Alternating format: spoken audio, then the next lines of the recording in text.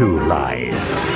Trust me, this time you can count on me. Here we go. This is not a drill. Fear is not an option. Boxing Day at 10:15 on BBC One. Go to work. I'm looking forward to it.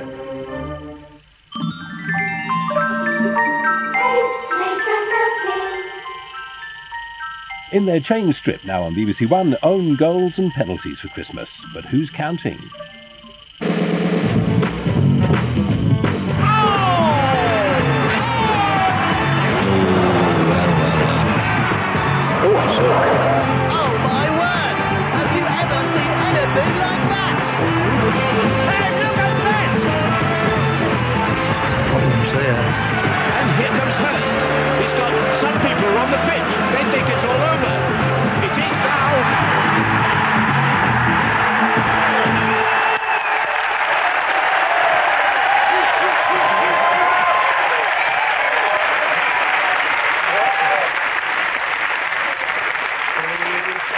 Thank ye, good gentlefolk, and welcome to our humble Yuletide diversion.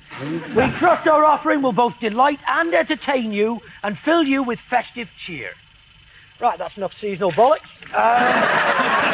With Gary and Rory is a Chelsea and England defender who's made a name for himself as an intellectual footballer.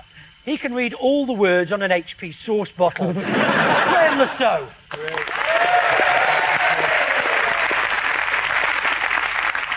With David and Lee is a puppet who retires this week after a showbiz career spanning 50 years. He's now retiring in order to spend more time on the golf course. Nick Faldo's going to use him as a club cover. With his friend Matthew Corbett, it's Sooty. Put your hands off him, you.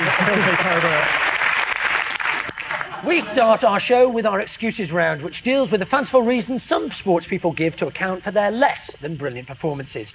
Gary, Rory and Graeme, your excuse concerns Britain's favourite punchbag, Frank Bruno. And he doesn't know where he is. Smith doing a Cummings on him. And Bruno looks out on his feet to me. Oh, he's got him. Now, earlier this year, Fearless Frank was due to play the bus driver in the long-awaited Spice Girls film. But after several scenes had been shot, he suddenly walked out. So the question is, what was Frank's excuse for pulling out of the Spice Girls movie? Gary's team. Had you read the script? I very much doubt it, Gary. Did you get confused when Ginger Spice went down in the first minute?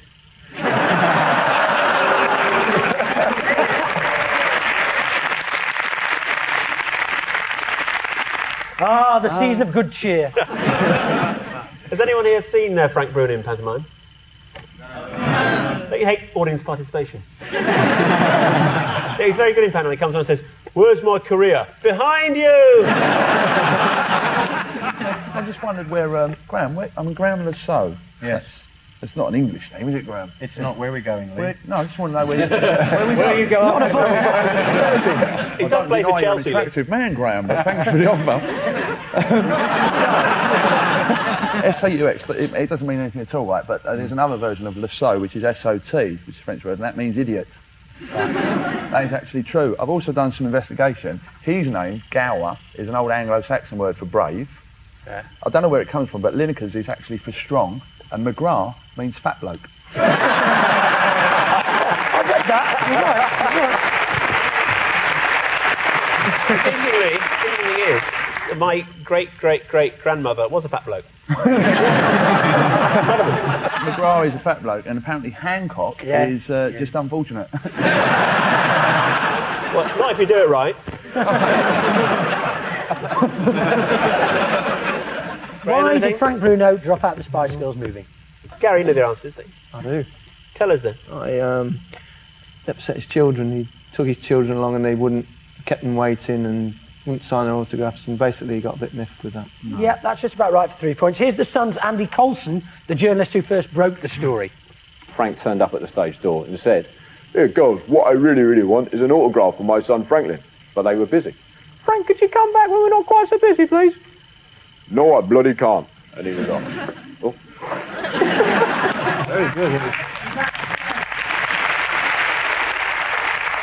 So Frank Bruno quit because the Spice Girls wouldn't give his son their autographs. Not so much wouldn't, perhaps, as couldn't. Frank's departure was probably for the best, as he was having difficulties playing a bus driver. Every time the conductress rang the bell, he collapsed to the floor. Now, David Lee and Sooty, it's the crazy laugh-a-minute world of javelin throwing for you, with a monster throw for Britain's Steve Backley. This could be a dramatic moment. He's given it everything. Now then, is it long enough? It's his biggest throw so far, for sure. Steve Backley could well have thrown himself up onto the medal rostrum.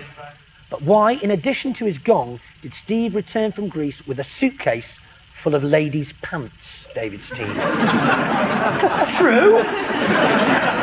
Was it to distract the fact that he's a heroin smuggler? I mean, he's always carrying a big syringe, isn't he? Because he could. Yeah. It's great, actually, having Sooty on with Gary, because we've got a puppy and a muppet, haven't we?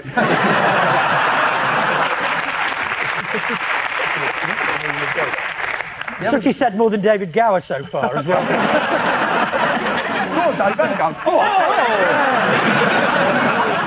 It's just like a mix-up at the airport. You know, he came out with that suitcase, which should have gone out with Frank Boff.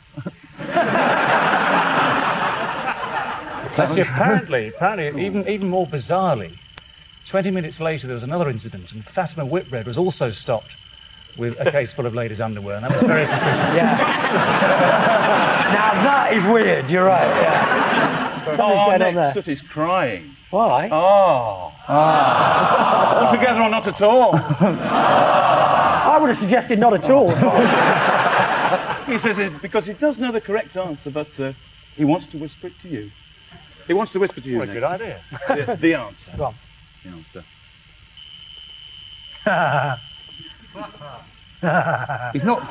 He's not tonguing you, is he? Well, fair's fair, that is the correct answer. Yay! 4-3 points.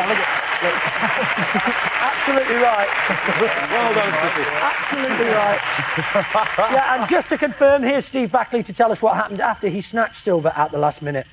My first reaction to the press was that it was great to stuff the Greek in the last round, and they took this and this word stuffed and mistranslated it, and thought that I wanted to form some sort of a meaningful relationship with him. The next day I received boxes of lingerie.